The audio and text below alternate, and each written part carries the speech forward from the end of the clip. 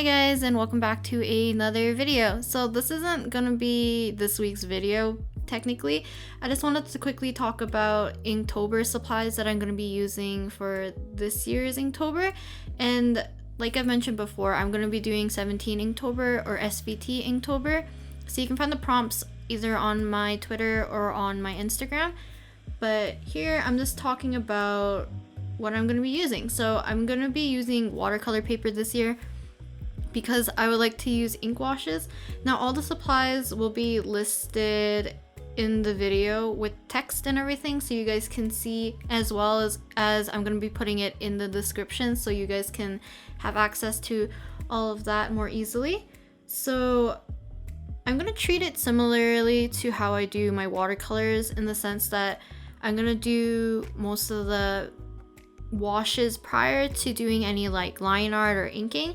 So for the line art, I am going to be using my fountain pen, and I'm going to be using these inks. So these inks are like meant to be for fountain pens. So these are by Pilot, and they're the Iroshizuku. I probably pronouncing that wrong. But I'm using Kon-Peki and Take-Sumi for the two different inks.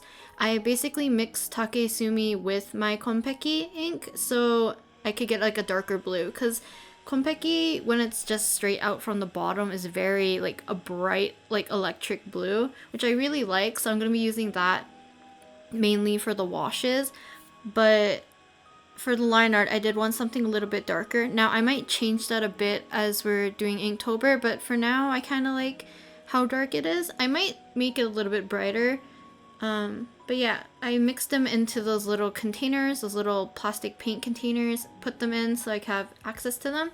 I'm going to be using a normal watercolor brush for the washes. And yeah, so here I'm just going to do kind of like a quick practice of my Inktober method, I guess. I wanted to see if it was going to work, so I did film this before confirming that I wanted to use these materials. So other than the fact that this drawing itself looks very derpy, I do like the method of doing all the values and then doing the inking on top. Now, to be honest, I'm more confident with doing inking with a brush probably than using the pen, but I do like the idea of doing more like meticulous details, I guess, with a fountain pen other than using like a brush.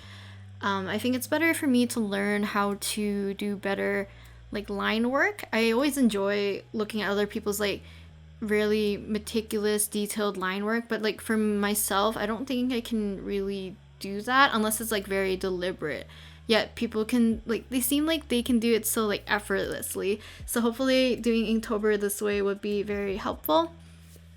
Now, the only problem with using these specific materials is that if I do plan to go traveling anywhere, which might be the case in October, carrying around ink isn't really ideal for me if I'm going to be traveling via airplane.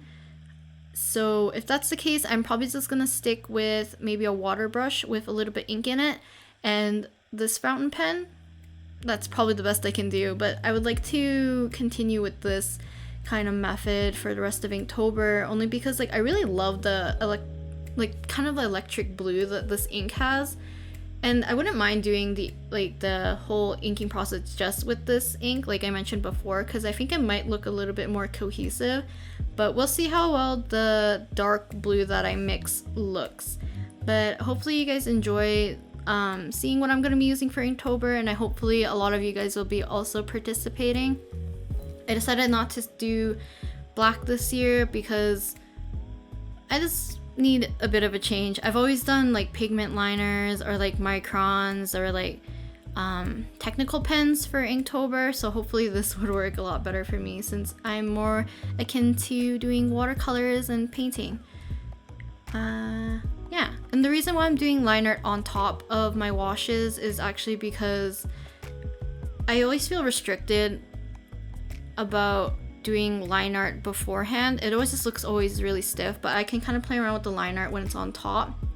Not only that, I actually like the fact that this ink is not exactly waterproof, so if I did the line art prior, it would wash away when I did the washes, which I kind of did on the hair after, right under the hat, because I did need a slightly darker shadow, and that's my fault for not putting that in prior to inking. But yeah, enough of me rambling. I'll just end the video, or like the voiceover here. So thank you very much for watching, and I'll talk to you guys on Saturday when we actually start Inktober related videos. So yeah, bye!